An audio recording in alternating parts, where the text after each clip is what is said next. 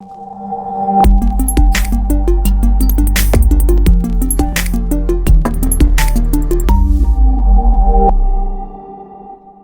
yeah, next we'll listen to a lecture by Professor Dr. John Wong, BA, MBA, CPA, PhD.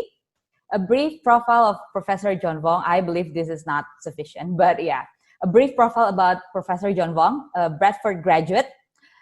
Professor John Wong was a senior advisor for the World Bank and UNDP. He has taught at 6 of the top global 100 MBA programs, including Emory University in the US, University of Louvain in Belgium, and US Lee Kuan Yew School of Public Policy, NTU, Gajah Mada University, and James Cook University, Australia. He was also the academic director of Singapore Management University, Financial IT Academy, and the director of MBM program at NTU Singapore. He currently serves as the director of the International Center ASEAN Management, or ICAM, conference chair of International Conference on Managing the Asian Century, and visiting professor at ITRIAL School of Business Master in Biomanagement program. Professor John Wong is also the founder of Bali Pay and other great applications in IT industry. And also a kind reminder to all participants, we'll have Q&A sessions after the lecture. If you have any questions, please feel free to type it in the question box below, the Q&A box. And if you have any comments, or if you would like to be more interactive with Professor John Wong, if he has any questions for all of you, please type your answers in the chat box. Okay, so questions in Q&A box and answers or any comments in the chat box. All right, so without further ado, please welcome Professor John Wong. You can now turn on your screen profile. Selamat siang, Bapak-bapak dan Ibu-ibu. This is a fantastic opportunity for me to address such a big crowd on Zoom, the marvel of technology. Now, I want to say something that it is important to note that when we make decisions, we can make it and calculate and compute it at the back of an envelope. Okay? An envelope. We can write down whatever we want to compute or whatever we want to calculate at the back of an envelope. And we can make decisions based on what we have calculated or computed in here. Or we can use an approach, which is the data science approach and data analytics approach. And you'll find in COVID-19, what has happened is that in the beginning, there were many people and many countries that were making decisions of how to tackle COVID-19 based on facts that's on a piece of envelope. So therefore, you will find that is not very effective or very efficient to do that. So now, with more information, with more data coming out about this COVID-19 virus, there is a better understanding. There is more scientific data that's available, and more analysis can be done using the data to try to derive a vaccine for it. As you know, many countries are pushing towards the vaccine. And why does it take so long for a vaccine? Because you have to use science and analysis. You have to have what we call tests and trials. So you have clinical trials to make sure that whatever vaccine that's being discovered or invented can actually work. So today, I want to come back to the topic of data analysis and data science. Because decisions, good decisions can only be made with data, not through rumors, not hearsay, not calculations at the back of an envelope. So if I may start to share with you some of the thoughts that we have on what actually is data analytics and how do you put it in practice. You may not be a scientist today, but you still can learn and practice data analytics. And I'm going to share the screen in a short while. You can bear with me on this screen sharing. Okay. Okay, we've got that now. I hope everyone can see that screen. Where do you fit in with this business analytics or data analytics or business data analytics? Where do we all fit in? Especially if you come from different walks of life. Right now, you could be an engineer. Right now, you could be a doctor. Right now, you could be a marketing practitioner. Right now, you could be working in administration. Right now, you could be just a simple, ordinary person who is involved in sports. Right? So what do you do with data analytics in the different career path that we already have? So where do I fit in is the right answer, okay? Is the right answer to the question that I'm going to ask you today. If you look at business data analytics, in practice, you have healthcare. And why I've underlined in red, because this is what I want to focus on today. You have healthcare analytics, you have marketing analytics, you have sports analytics, you have web analytics. For those people always looking for more people to visit their websites. You have financial analytics for people who are working in either the accounting or the finance or the banking. You have human resource analytics. Of course, you have supply chain analytics. And you have analytics even for governments. And you have analytics for not-for-profit institutions. So let's focus on the 5 that's underlined in red color. If you look at health analytics in practice, this is something that I did with a group of people, and is about how do you diagnose whether you have pneumonia, bronchitis, by using a mobile phone. By using a mobile phone. And it's not even through an app. You can do it in an app, but what happens if in some places where you have you lack internet access, then you have to use the MMS or SMS way to send a signal. So what we have discovered in here is that you can cough into the mobile phone, cough, and from the cough, we can detect based on data analytics. So we compare your cough with a pattern of coughs that people who have pneumonia and people who have bronchitis. So when we compare, we know the matching of the signal of the cough, whether you have bronchitis or pneumonia, or if it doesn't match any of the patterns, millions of patterns we have in the database, then you are clear. So we have come out with this and we took it for testing.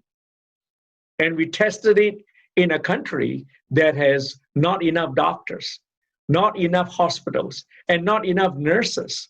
And where there are doctors and nurses, when you go there, the hospital is full. And you have to find some way to self-diagnose, self-diagnosis. So that's why we came up with this. And this project is funded by Melinda and Bill Gates Foundation. So we have also published a paper on it. So if you want to have a read of the paper, what you do is that you just type my name and you put in there cough analysis or breathing sounds analysis or respiratory analysis. You will find a paper. So please read about it.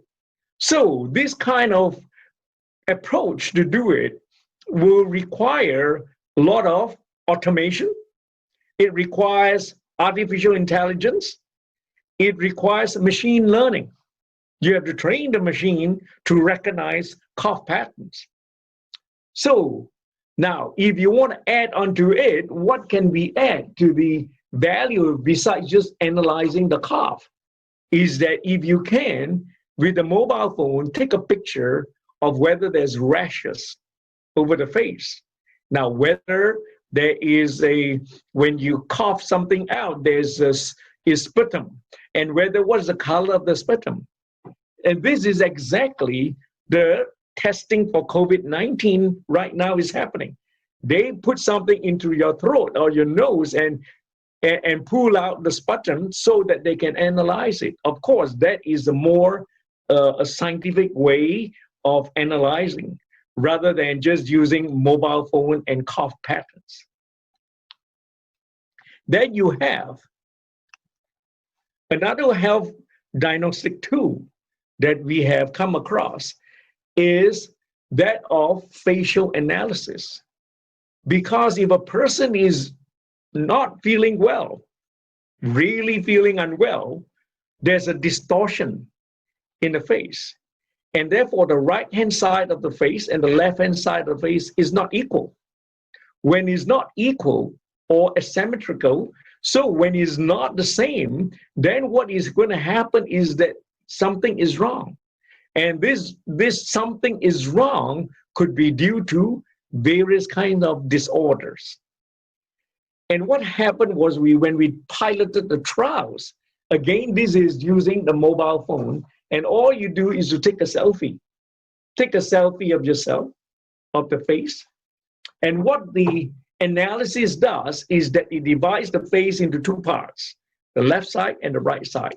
And it compares the distances between the left and the right to make sure the left and the right side matches or exactly the same. Then we know that this person is healthy. If not, chances are this person is unhealthy. So we again did machine learning. Again, we have millions of facial patterns, and we start to compare. And one of the trials that we had was that we stumbled onto a person that has obvious distortions in the face, And when we took this person to the hospital, this person was found to have a Bell palsy syndrome, which is a nervous disorder of the face. Bell palsy syndrome. So if you, again, want to read this article in greater detail, please go onto Google, type my name, and put in there Bell palsy syndrome or facial analysis. You will find an article and you can read about it. All these are published in scientific journals already. So is easily available. I'm not telling you just a dream. I'm telling you something that has been put on trial and it works. And this is what data analytics is about, especially in healthcare.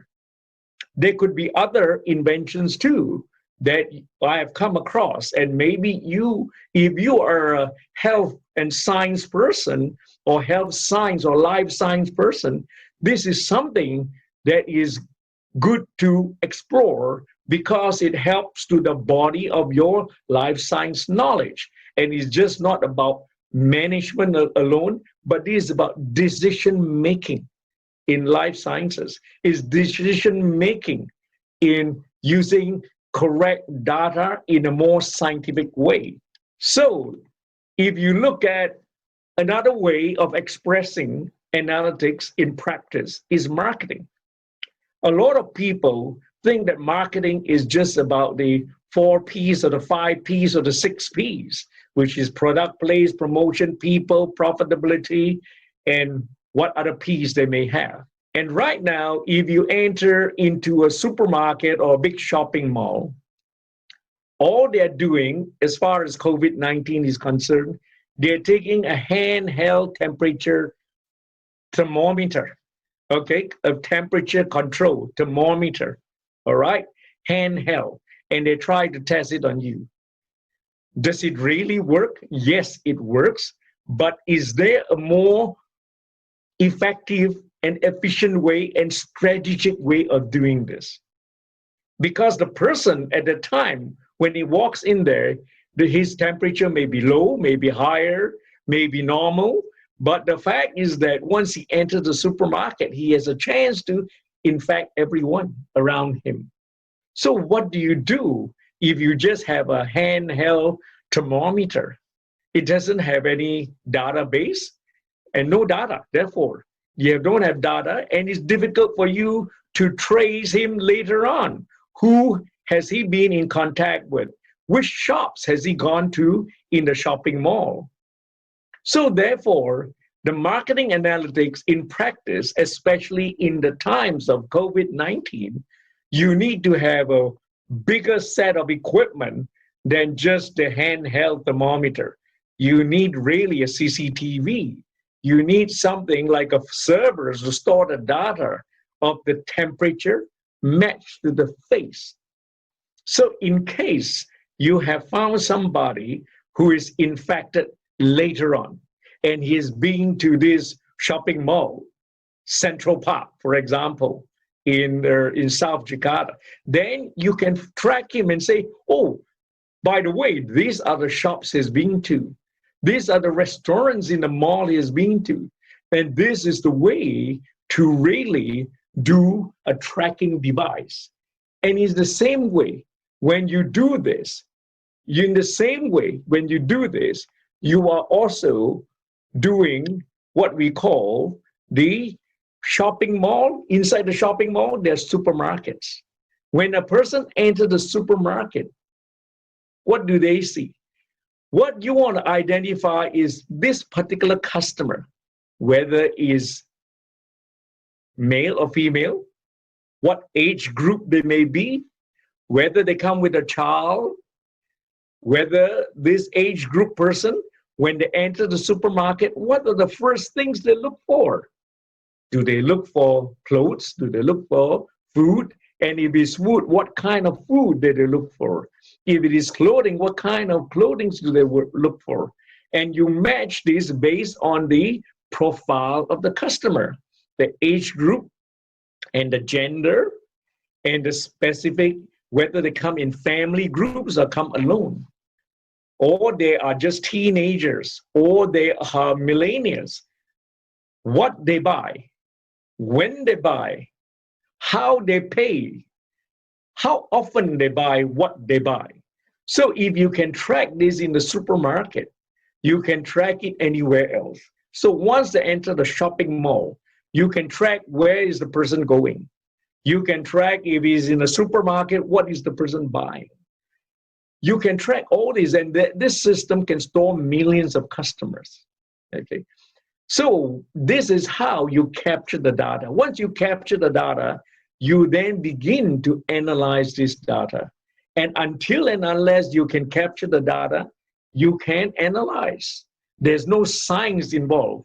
Otherwise, you are trying to make a decision based on working at the back of an envelope, all right, or a piece of paper. So really, there are many things to do in data analytics: capturing the data, storing the data, and then protecting the data. Otherwise, there's going to be cybersecurity risks involved. So then you start to analyze the data, okay? So another way of looking at, instead of a physical location, like a shopping mall or a supermarket, some people will want to know, how do you do data analytics of a website? How do I know how many people visit my website and what do they buy? And this is exactly what web analytics in practice is about. We want to find out who are the people that's browsing my website.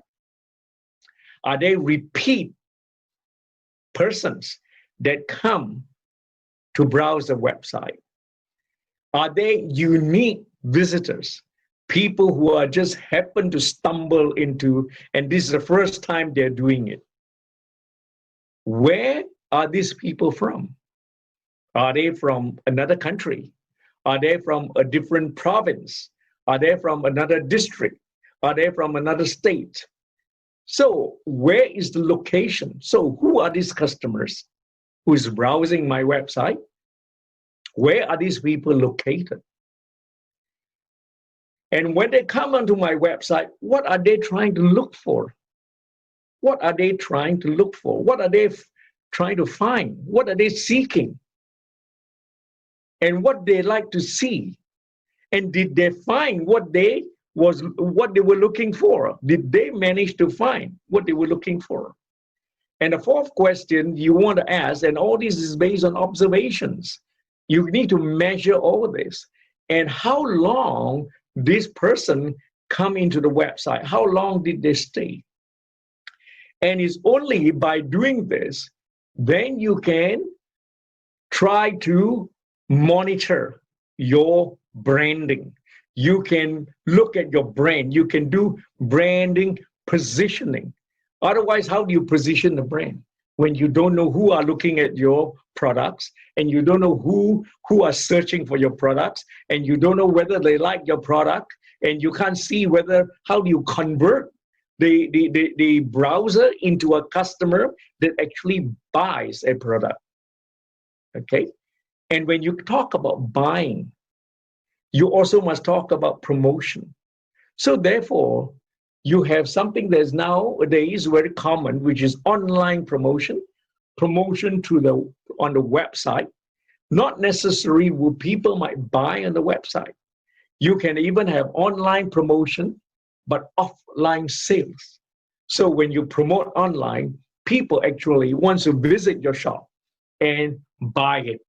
So that is online promotion, offline sales. You have online promotion, online sales, of course.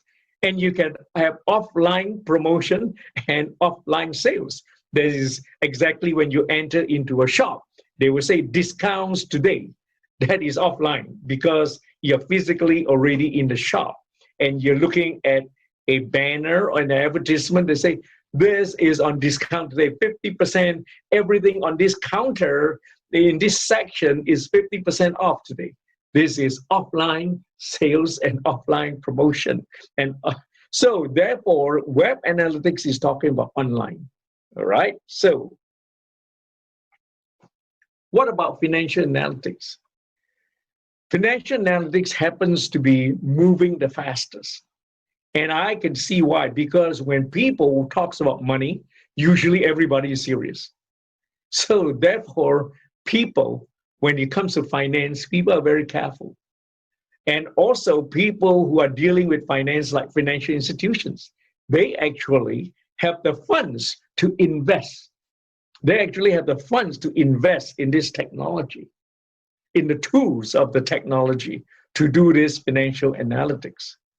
So you will find financial analytics is very fast in advance of other kinds of analytics. So financial analytics right now, you heard about, of course, digital banking. And that's where data is being collected. And when you say digital banking, everything on a mobile phone, and whatever the customer do on a mobile phone, we can track them.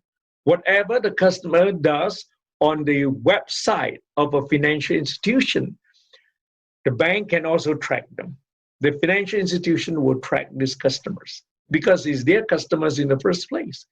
So whether you use a mobile phone, whether a customer goes on the digital kind of a transaction, this data is all collected and then analyzed, and they can profile the customer fairly quickly.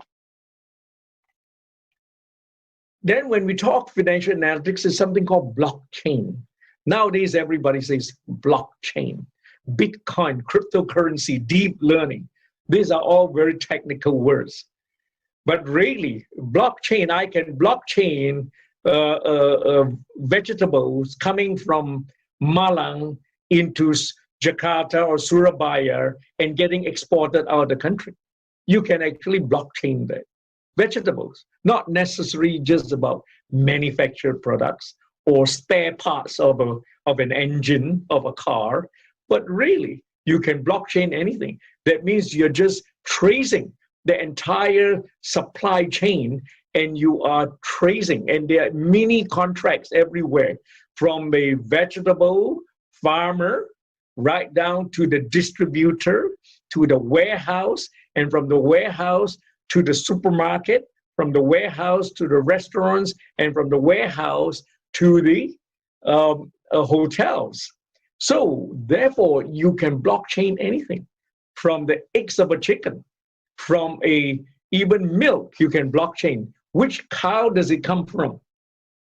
And whether this type of breed of cows or cattle produces good milk. So you can almost blockchain everything. But first of all, you must have the data. You must have the data.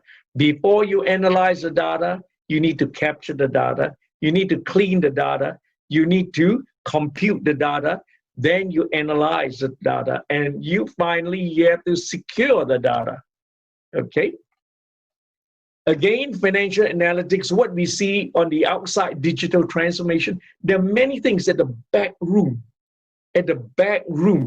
that needs to be transformed so that you can perform data analytics as well. So some of the practices that's been used right now is that how does a bank audit their bad debts? How do you audit the bad debts? Right now, the biggest danger that's happening to financial institutions are bad debts. That means borrowings that are not paid. Or in Indonesia, I believe is called credit macet. This is the number one problem of financial institutions today.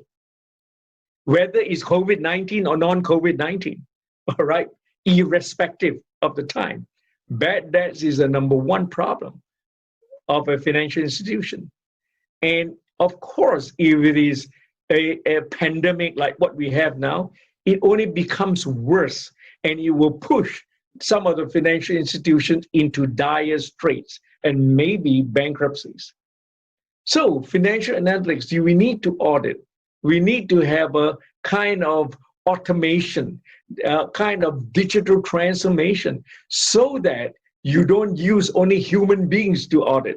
The auditing is done by the machine itself, not necessary to be a human being. So there is artificial intelligence involved. So there are algorithms involved to calculate certain probabilities of a account going bad. So all this is part of data analytics. Even the performance of a bank, performance of a financial institution, you can do data and use data analytics to analyze its performance. Yeah, many experiments are being carried out now. It's all written in, of course, many scientific journals, which is not everybody wants to read those things because it requires a certain amount of time and energy and effort to read some of these scholarly publications. So, but I encourage you, there's exactly what data science and data analytics is about. What about sports analytics?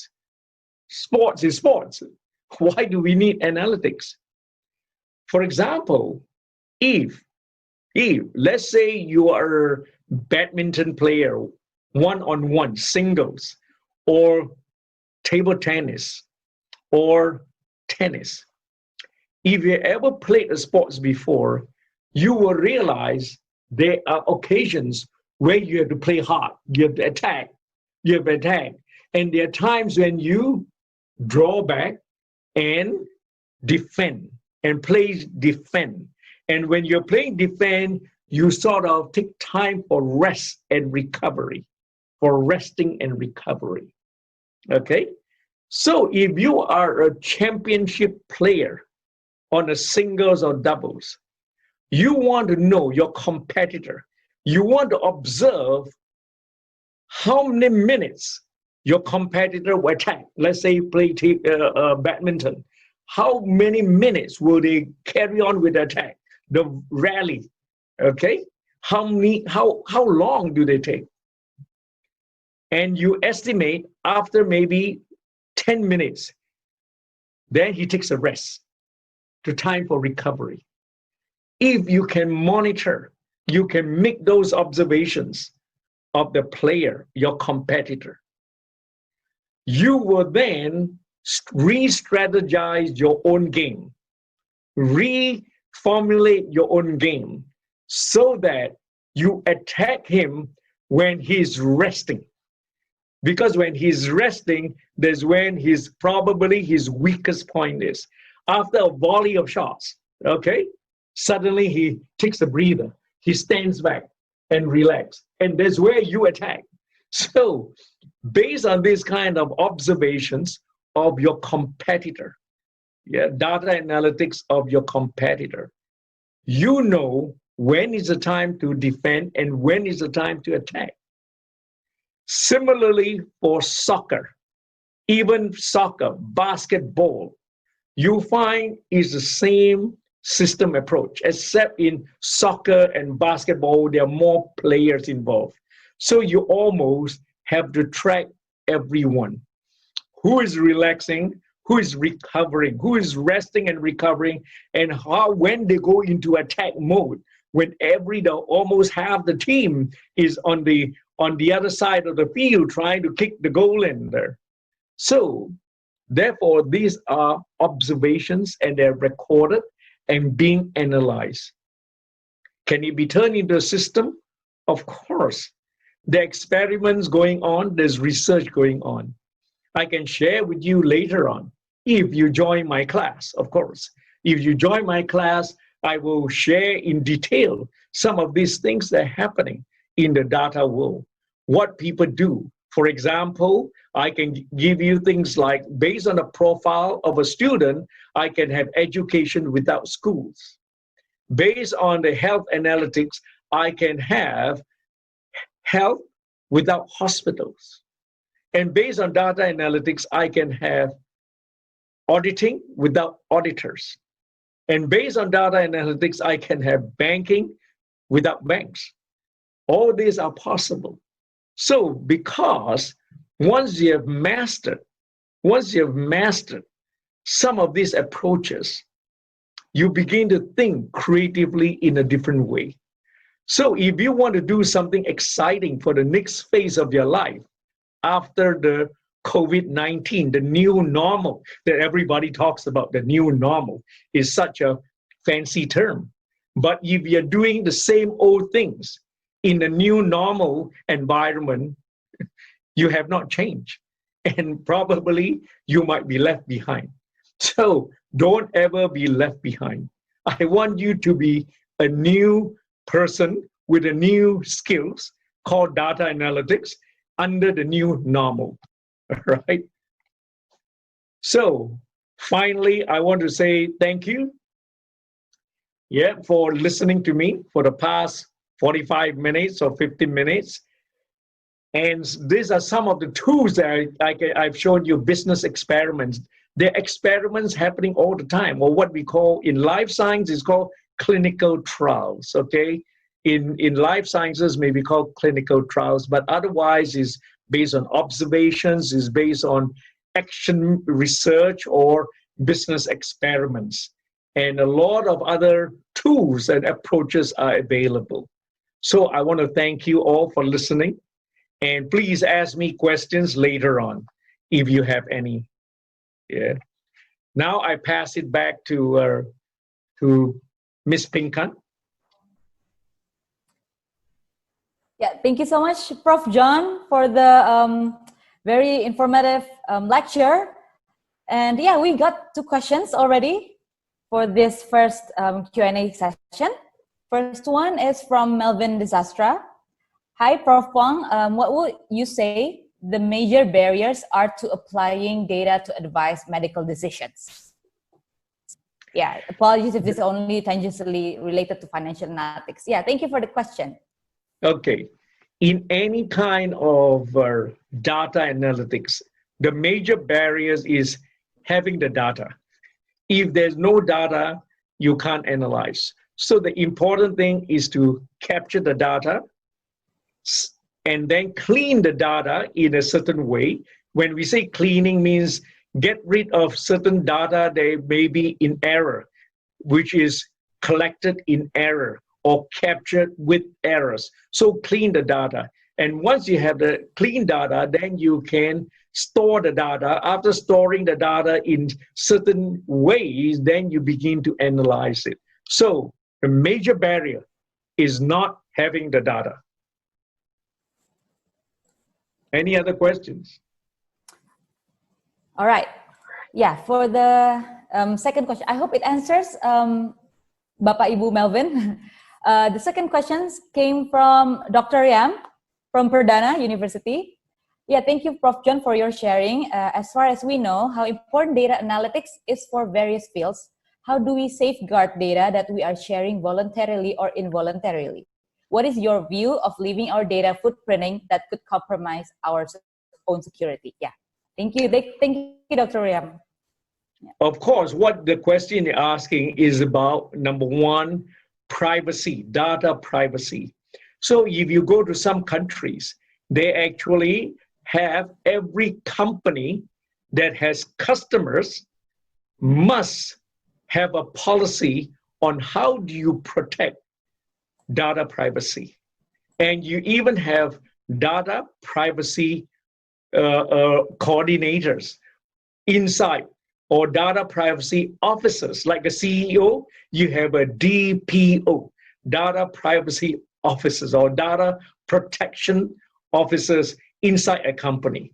So if you go over, we don't need to go too far. You just cross over to Singapore, which is an hour and slightly more than an hour flight away. You will find in Singapore, almost every company has a data protection officer. And you must have an officer, and the officer must have policies so that when anybody question you, do you have data privacy protection? You say you have. And this is a law. This is a regulation. That's one. Secondly, you must have robust and rigorous data protection, which is cybersecurity. All right? So as long as you have these two things inside a company, therefore you will be all right. And then of course, the government must enforce this. If you have the regulation without enforcement, that means there's no regulation or weak regulation. Thank you. All right, thank you, Prof. John. I hope it answers, Dr. Yam. Yeah, we have another question from Nathania. Hi, Prof. Wong. How to ensure the data clarity so that it could deliver accurate information for the company or organization? Good question. Thank you, Nathania. How do you ensure that you have good information? Good information then is decided by the data scientist or the data analytics expert, because we will know what kind of data we need for what purpose. We must know what kind of data we need to analyze for what purpose. Therefore, the collection of data in any computer system, whether you're in a factory, whether you're in a bank, or whether you're in the government, you must have a lot of data. Now, once the data is there, how do you extract the data? How do you extract the data and organize it in a certain way so that it is easy for you to analyze? So therefore, you have to think as a data scientist or data analytics expert, is that you must know what data is needed to drive the decision making in your business. I repeat that because it's important. As a data scientist or data analytics expert, you must already know what kind of data is needed for decision making so that to drive your organization forward successfully. So once you know what kind of decisions need to be made, you come back to the data, reverse engineering, come back to the data, and then you look for what kind of data is already available, and therefore you can extract it, to analyze it, to support the decision making in your company. All right. Yeah, thank you, Prof. John. I hope it answers. Yeah, just a kind reminder for all the participants, if you would like to join Dr. Wong's class in MBM program, please do contact Mr. Evan. I think he shared his number already. And oh yeah, it's shown on your screen. Please contact Evan if you would like to know further about the data analytics or would like to join other John Wong's class. Please do contact Evan. Okay, thank you. And yeah, we move on to the next question from Pak Richard. Prof. John Fong, thank you for the very insightful presentation. I would like to ask, as life scientists who have limited information about data analytics about consumers, where can we start collecting the market behavior? Do you think we should learn a new course or even whole program? Yeah, thank you, Pa Richard. Market behavior. Why do you want behavior? Because you're trying to profile the customer. You're trying to assess the customer's behavior and you want to profile. When you profile means you want to know the gender, you want to know the age group, and you want to match the gender and the age group to the purchasing, all right, to the pattern of purchasing. And this is where you need to collect the data. Now, where do you find this data? Observations, as I've said, whether in sports, anything that's moving, an moving object or a human being, you monitor what this person is doing. When a person of a certain size, certain age, certain gender, certain with or without children walks into a supermarket, where are the places this family will go through? Where will the children run to? And where does mommy go through? And where does daddy go through? So you profile this, and you must have many patterns, recognition of how families behave, how a certain profile or certain characteristic of a shopper going into a supermarket or a shopping mall, how do they behave? So you must be able to capture this data. And this data is, you can capture it, and I'll name you some of the ways, is CCTV cameras, which is already available. However, all these CCTV cameras right now is captured on security. Who is trying to steal what goods? You are not making use of this in a positive manner to find out what is this customer doing, rather than who is identified as the thief. And therefore, this data is all wasted at the moment. So first, start with changing the mindset and use the data in a positive manner, as well as identifying who are stealing in the supermarket. Okay, yeah, thank you for the answer, Prof. John, and I hope it answers your question, Pa Richard.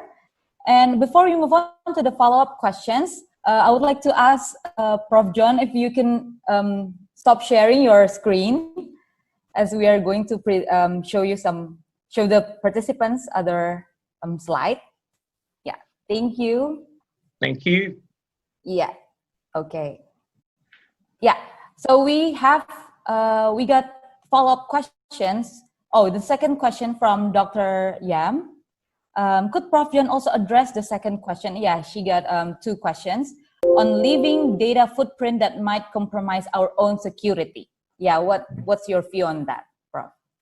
That's where we come back to, I say, the DPO, Data Protection Officer, who should have a policy in place so that it doesn't compromise the personal safety or personal security of the customer.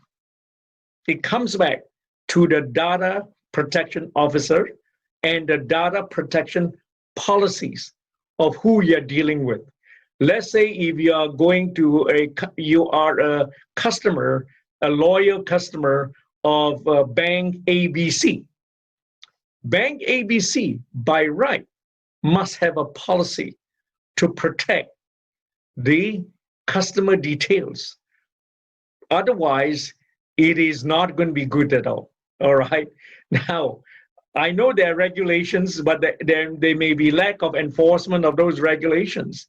So therefore, you must ensure that they have a data protection officer, data protection policies in place, and then the enforcement of those policies. Thank you, Prof. And Dr. Yam, does it answer your question? I hope it answers your question. And we have question from Kevin Huan. Hi, Prof. John. Does data analytics better be done by AI? AI is just one form of big work to try to have one approach towards data analytics. Data analytics can be done in several approaches, but AI is definitely one of them, and is an important approach towards data analytics by using artificial intelligence. A lot of algorithms and a lot of machine learning and robotics as well are done through AI. So it's not the best method, but if it's combined with the other methods, then it's going to be Yes. the best. Yeah, method. there are many other approaches. Okay. Artificial intelligence is one of the approaches towards data analytics. Right. All right. So yeah, okay. Thank you, Prof. John, for the answer. And we move on to the next question, a follow-up question from Melvin. Follow-up question to the data regulation question. How would more freely available data affect businesses like insurance companies? And would it affect national health policies, such as national health plans? Thank you. Thank you, Melvin. By right, insurance companies have a big role to play in terms of data. Because if they were to be able to analyze their data, and especially in terms of claims management, analyze the claims or analyze accidents or analyze fraud, you can actually lower the premiums. Unfortunately, I must say, a lot of insurance companies are not doing that. And therefore, they are perhaps maybe not charging the right amount, because otherwise you can have customized charging. If, for example, I'm a person that has not claimed before, and chances of me claiming is very low, and therefore I should pay less. But all this the data needs to be analyzed carefully. Or I live in a certain area whereby there happens to be a lot of accidents in there, and therefore we need to do these pricing arrangements.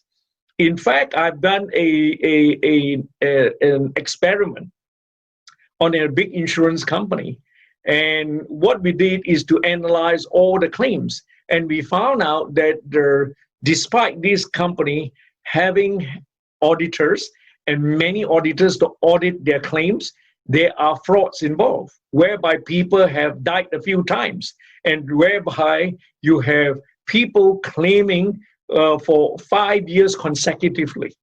Thank you. I hope it answers, Melvin. The next question. Hi, Prof. Wong. How many model data analysis, and which one the most efficient way to analyze, especially for FMCG company in this new normal condition? Okay.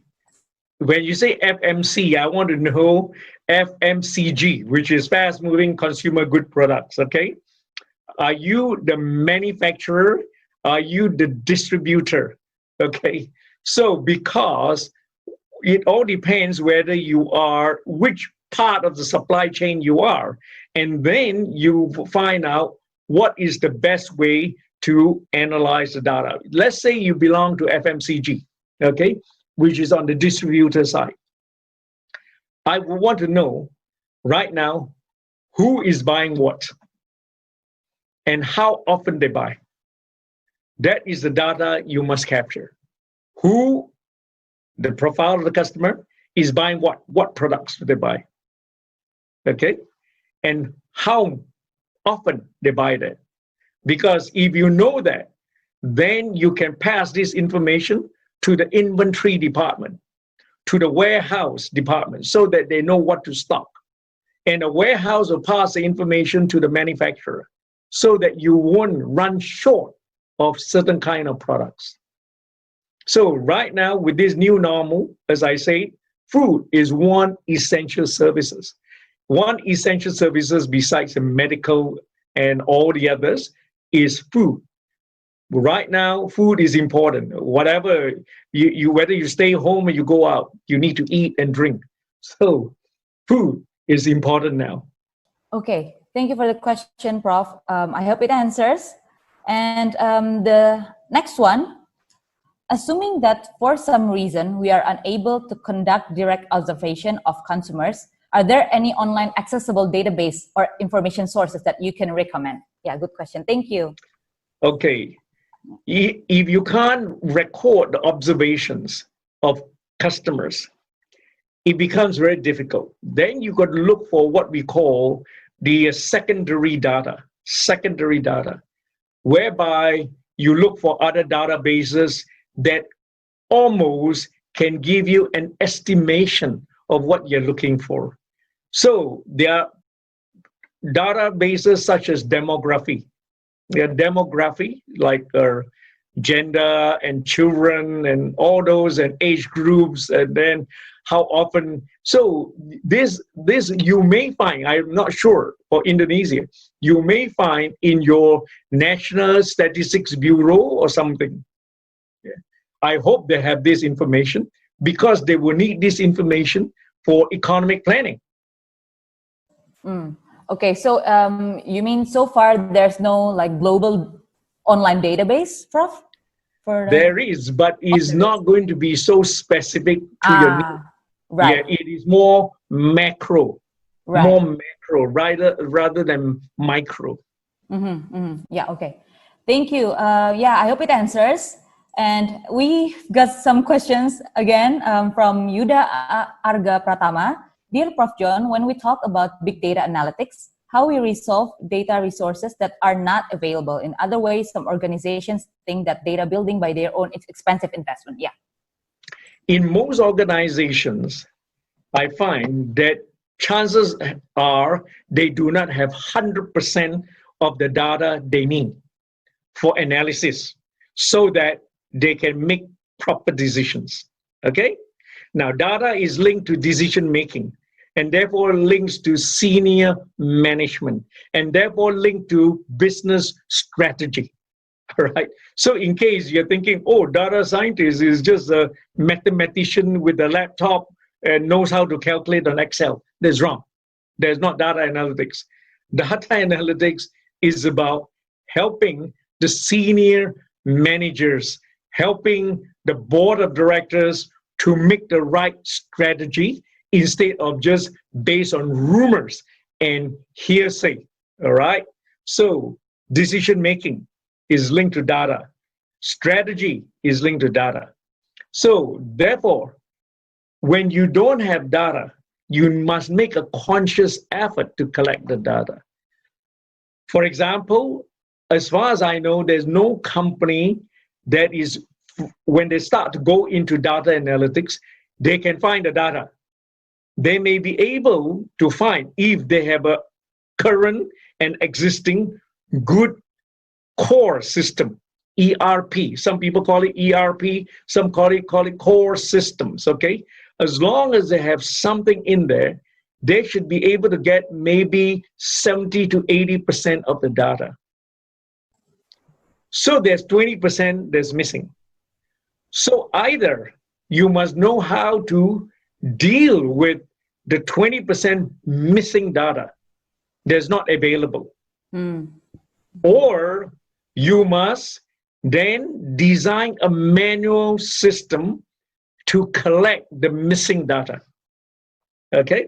You must know how to design a manual system that is easy for you to collect 20% of the missing data. Therefore, it makes up the 100% that you need.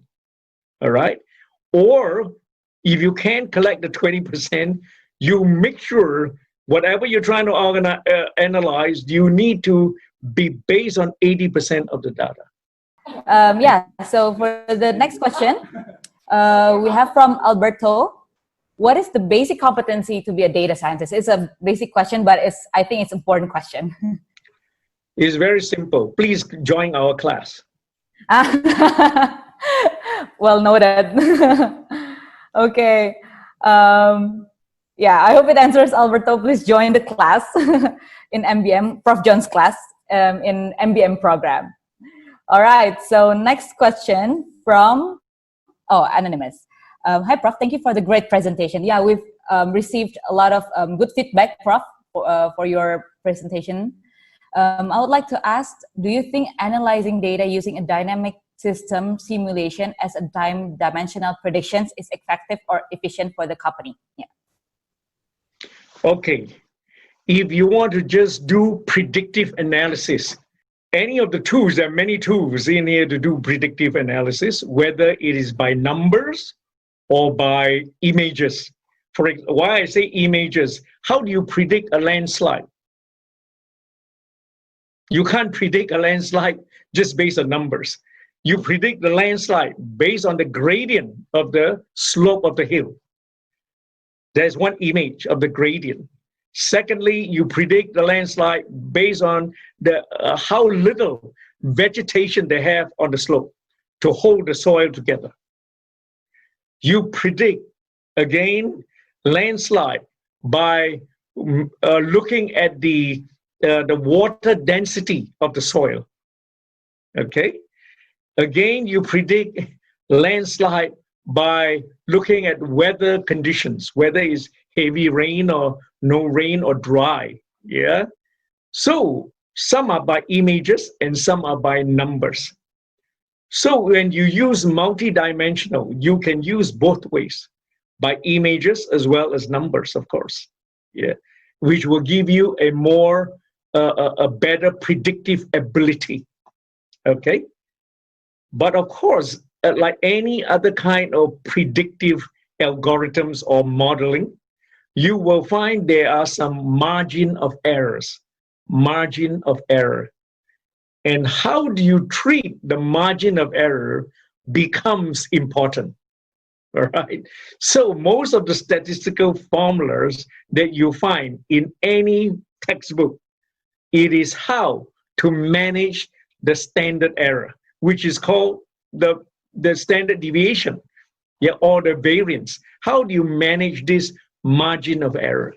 So multidimensional is good, all right, looking at different approaches of it. Mm-hmm. But most important is how do you manage the margin of error? Yeah. Okay. Yeah, thank you for the question, for the answer, Prof. I hope it answers. The next question, regarding to the question in the beginning, where do I fit in? Do you perhaps know any examples on what to do with data analytics in the design field, specifically in interior design? I have a background in interior design, interesting, and would like to know what can I do with the data analytics in relation to my field of study? Thank you. Yeah, thank you for the question.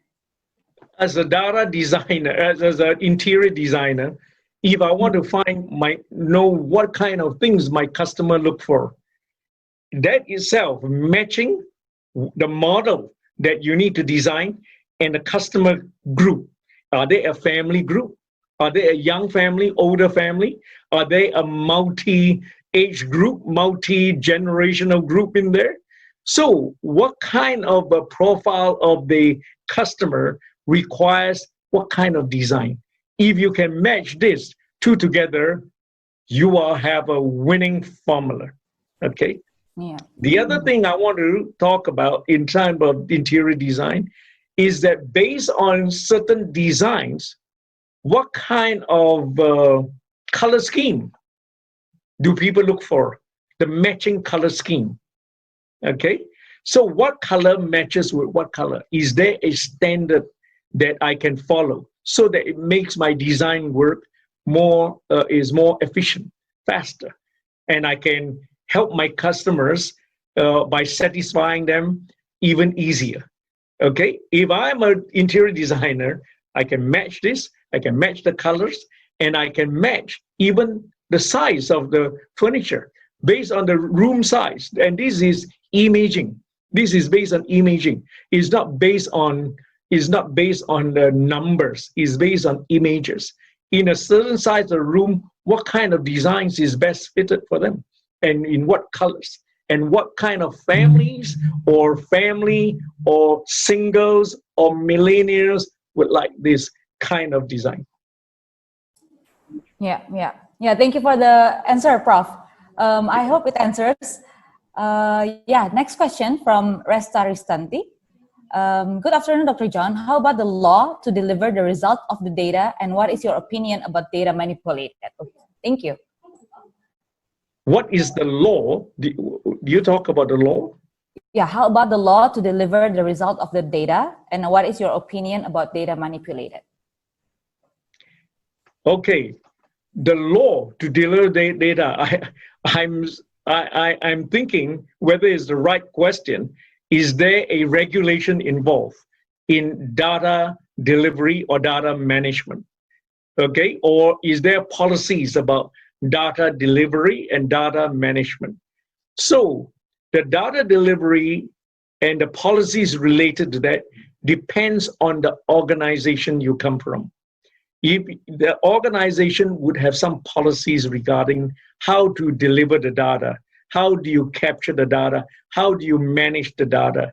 So what kind of policies are in place in the organization? If there are none, then of course you deliver any way you like. But I'm sure, or based on practice of the organization, otherwise there should be a policy involved. Mm-hmm. Yeah, agree. Okay, thank you for the answer, Prof. Next question from Septiam Saputro. How do we limit the data we can share with third parties when we have to maintain data security in accordance with ISO IEC? Okay. Yeah. Thank you With for the question. with any data protection access, there must have several levels. Who can access all the data?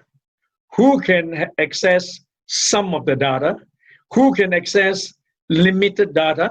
And who are those who can access no data? Okay, so you must have at least 4 levels. Yeah, those who have every access. So some have some access, some have limited access, and some have no access. So you must group them into different groups of people who can access what kind of data. So this is all part of cybersecurity. Okay, every ISO, if you go to any ISO that you look at, they will address these levels of access. Please focus on that. Then you will know where are the possibilities of how people can protect the access to data. Yeah, okay. Thank you for the answer, Prof. I hope it answers. Next question. Hi, Prof. Fong. Thank you for such a great presentation. You showed about Bitcoin and cryptocurrency. How can data analytics, in this case, in a form of financial analytics, could be a credible source of information towards those companies in financial industries? Since Bitcoin and cryptocurrency are not valid currency here in Indonesia, because we cannot track the location of the funds unlike currency notes. Yeah, thank you. Yeah. Of course, cryptocurrencies, especially if they are not regulated, then it is almost, you feel like you're very exposed and in a very risky position. But I believe over the next decade, 10 years, you will find a lot of cryptocurrencies becomes regulated. Okay? Cryptocurrencies will become regulated. Yeah. And therefore, once it's regulated, there are then data involved, and people will start looking at the data. Even if there are no cryptocurrencies right now, financial institutions have the biggest responsibility to protect the data, to capture the data, to process the data, and to analyze the data so that it drives decision making. I come back to my original point. The data is to drive decision making at the highest level. Okay? So there are 2 kinds of decisions that you need. What is called tactical, some are called strategic. So data is necessary for these 2 highest form of decision making. And because of that, you need the data. It's not like, oh, there's no data. You can do without data. You can't do without data. Right now, what I find many organizations are coping with, and I use the word cope. They're not exploiting the data.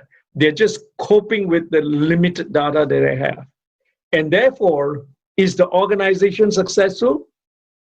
Maybe. but it could have been more successful if they have better data to drive decision making. Thank you. Yeah, yeah. Thank you for the question, Prof. The question from Kevin, I think this is a follow-up question. Thank you for the last answer. From my last question, that data analysis, actually we are using external or agency and internal data for conclusion customer behavior. The question is, how big gap confidence level between external and internal data can we can use as benchmark for analysis? Yeah. Okay. Yeah. Thank you. It all depends. What kind of data do you need? For example, there are strategic decisions that you have to use external data. And as external data, as I say, at the strategic level, you have other databases that are open access, okay, that you can get. For example, how many children are going to school? What is the age group of people going to school? What is the infant mortality rate? So all those you can find it, all right? But if you want for operational efficiency within an organization, you will need internal data. And the internal data is more, of course, because you collect it all the time. So you will have more confidence in the internal data. External data is good. I'm not saying you don't have confidence.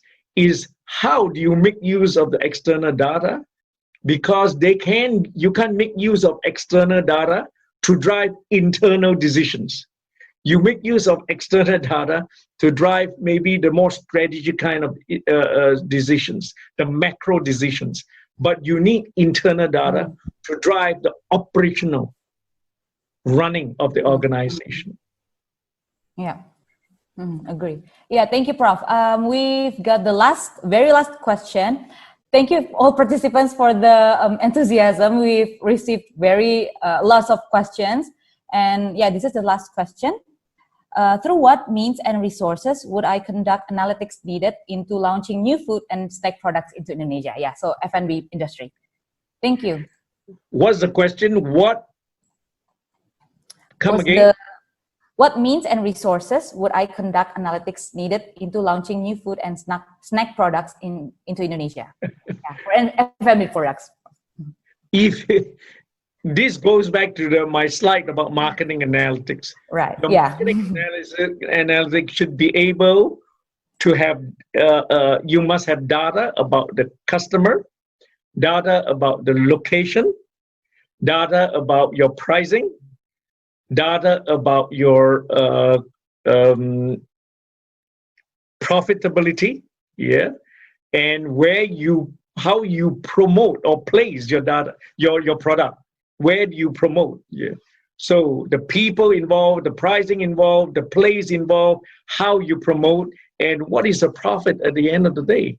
You must have data on all these things. Then only you can launch a new product. I can tell you, we can, with data analytics, calculate the profitability of your product even before you start to design it. Yeah. Okay. Yeah, I hope it answers. Yeah, okay. So thank you very much all participants for your participation in this webinar. We've got very good questions and very informative answers, very insightful answers from Prof. John. Before we close our webinar today, I would like to remind you once again to fill the evaluation form. As Prof. John said, the data is very important to make decisions. So please do fill the evaluation form, post that on the chat box. Yeah, the evaluation form link, please do click the link to fill in the form. And thank you very much for those of you who have filled in the form. And yeah, any last note, Prof. John, to close the webinar? Well, it's good that if you're really interested to know more about data analytics, what you can do is to please come and attend our first class in September. Just attend the first class. If you like it, you stay. If you don't like it, it's fine. You're free, you're liberal, you can liberated, do whatever you want, but attend the first class.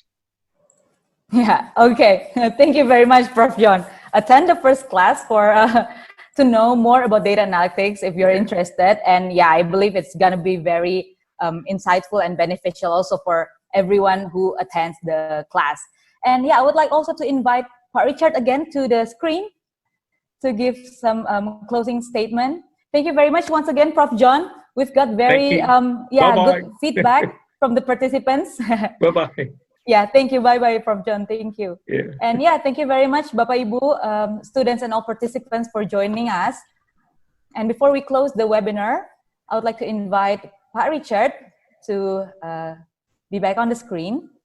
Okay, thank you very much, Prof. John, for a very, very insightful information. Yeah, so I myself, from the very scientific background, with a very idealistic mind, find that this data analysis is actually very helpful for us to decide on our next decision, our product development, or our business model, and etc. To be honest, Prof, I have no idea about any of this. Yeah. Although I have been involving with some other companies, yeah, I find that this information is very, very critical, Prof.